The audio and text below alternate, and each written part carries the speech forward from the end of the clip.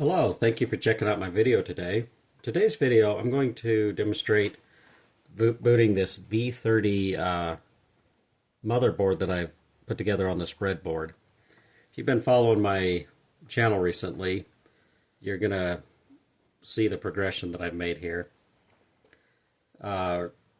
Big note on this one is it is connected to the 16-bit ISA bus. I don't have 16-bit memory on there, but the graphics card is 16-bit, so I'll go through showing that it is actually working here after I boot it up. But let's turn the camera first. I put it on the bigger screen today.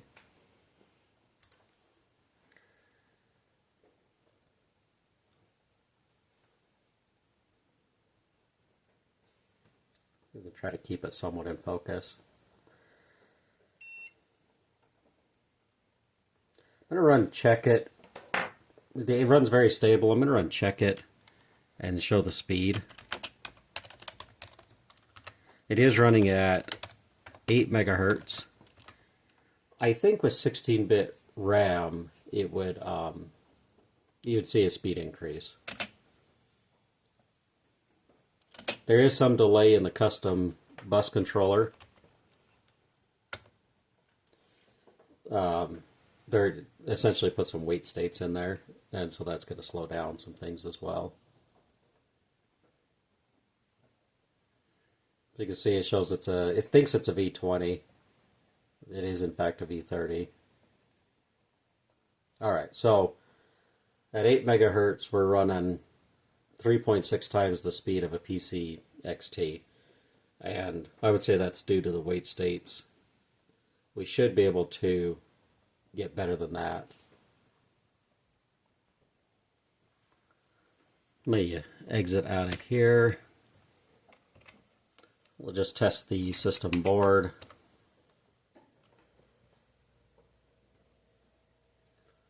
And now on all my projects, DMA channel 0 always fails. It's not connected.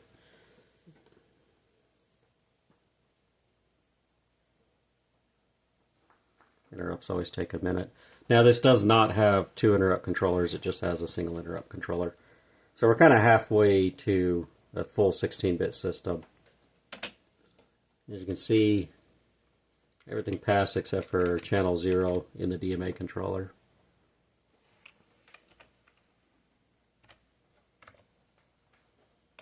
Let's see what MSD says.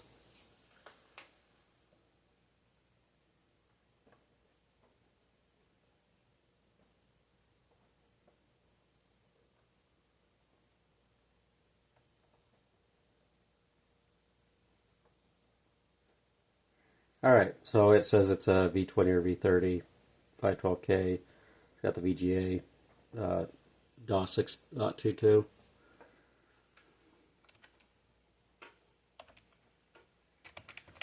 Alright, I'm going to exit.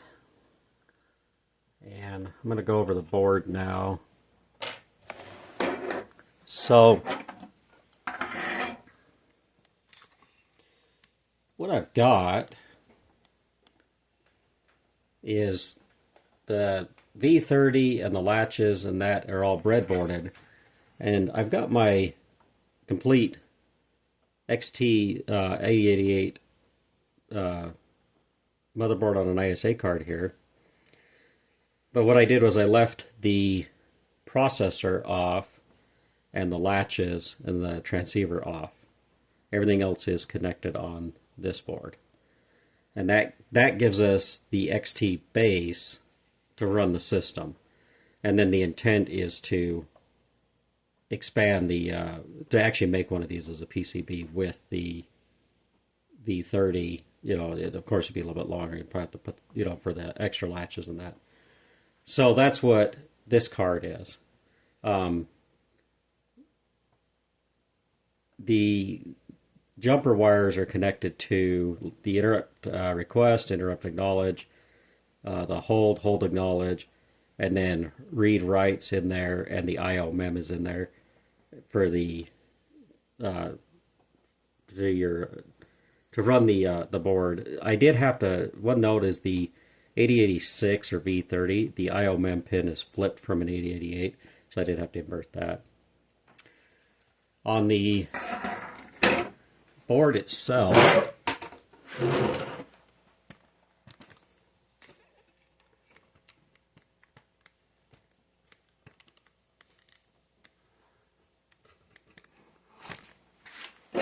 so it's actually really simple. I just have the processor. I have 3 latches that are buried in this pile of wires. So the address has to be latched because it's multiplexed with the address data pins. And then the data bus, I've got one transceiver here and then a latch here. For the latch comes for the low side for reading. And then there's another transceiver here, and this is all for the high side. And probably can't see it in the camera very well, but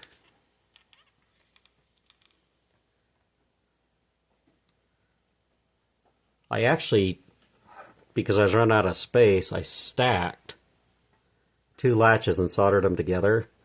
But then the output, I put a separate header, and this is where the 16-bit side, the data 8 through 15, come off of the top of the transceiver.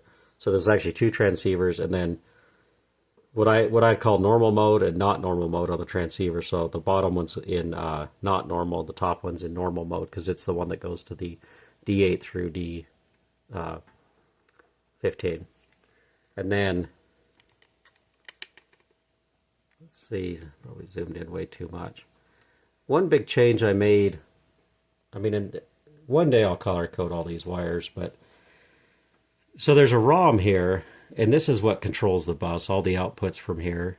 I did put the 8 megahertz oscillator here, and that's because my board that has the clock on it it's running at 5 megahertz. I wanted to max this thing out a little bit. Biggest change I made here with the bus controller, the logic, is I came off the DEN pin instead of the address latch enable. So originally I was using address latch enable, the pulse, to reset the counter that counts up through the ROM. And it works. You can see my other video works, but the DEN pin has made it run so much more reliable. It goes low a little bit after the ALE pulse, and then it goes high after the ready is given back to the processor. And so the entire time you're not in a bus cycle, the DEN pin is high, which I invert that to this LS161 counter into the clear. And so that just holds this thing in a nice hold state. And that, like I said, that's really cleaned up the stability of the bus controller.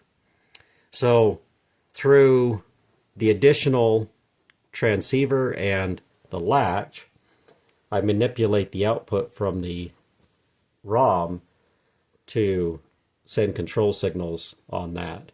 And then it also sends out a read-write signal, and it actually sends out its own ALE latch that goes to the ISA.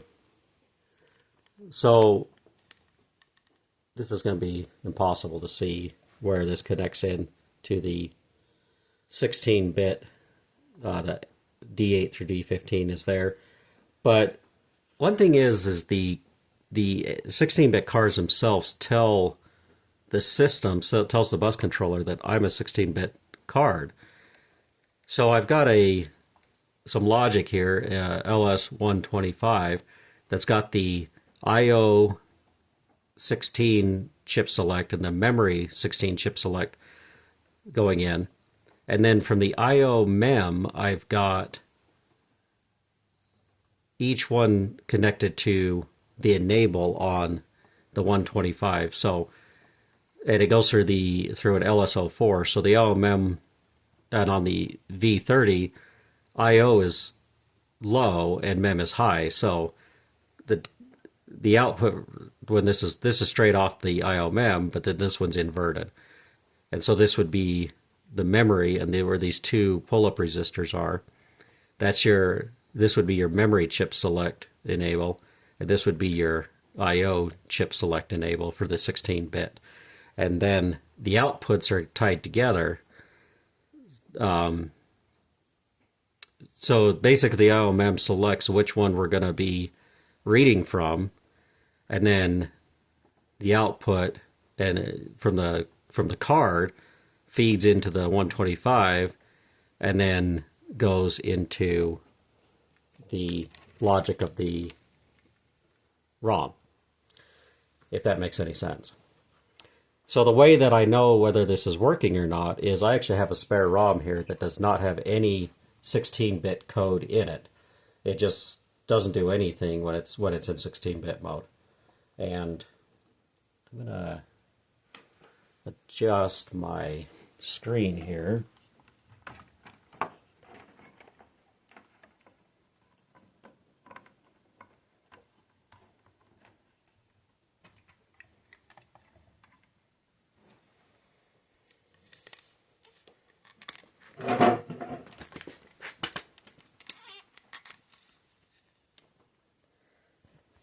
Zoom out.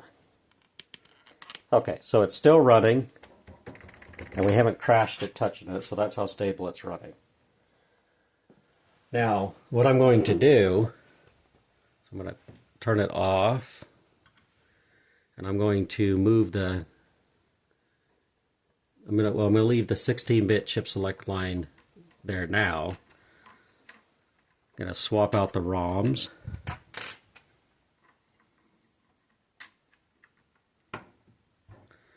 So this is going to tell the ROM that we've got a 16-bit video card, and because there's no code to run 16-bit in the ROM, it's not going to work.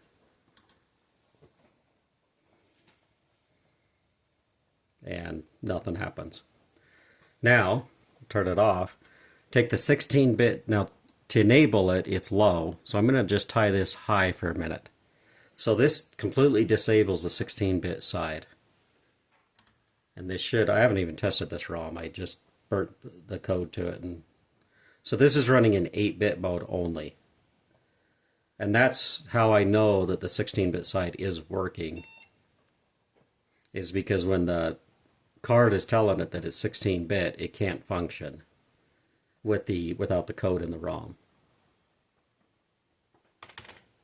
So 8-bit mode works fine.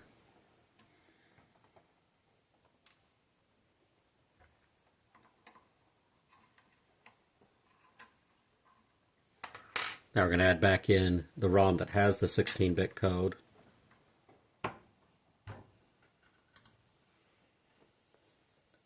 And there you go.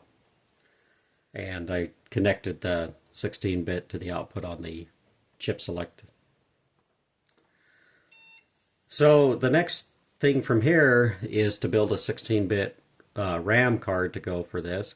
And actually a RAM card and to put this on a breadboard. I've already roughed it in. If you look at my GitHub page, I've been roughing it in there. I've got to make a few changes. So like the DEN being the trigger for the bus controller needs to be fixed. That might be the only thing actually right now. I don't plan to put a oscillator on there. I'll still use the regular clock. So that was something I was debating about, going to an oscillator. But that'll be up to date if you're watching this in a few months from now. That it'll probably be in there. So what I want to do is I want to get this, what's on the breadboard, pretty much, yeah, everything that's on the breadboard put on a card. And then I want to create a support card, an ATX support card that is minus the memory and the ROM that's on here, and bridge them together with some jumpers or something, so that there'll be two cards I'll make. I'll make a support card and then a processor card. And the reason for that for the future is when I want to make a 286, I don't want to have to rebuild just leave the support card alone. And what I may do is I may build an 8-bit support card and a 16-bit support card. And that way, projects can be 8-bit or 16-bit. But that's where I've got to go. So a memory card that's 16-bit, all of this mess on a PCB, and then for the initial test, I'll actually probably just keep using this one, but migrate this to a standalone card of itself. So anyway, thanks for checking out the video today.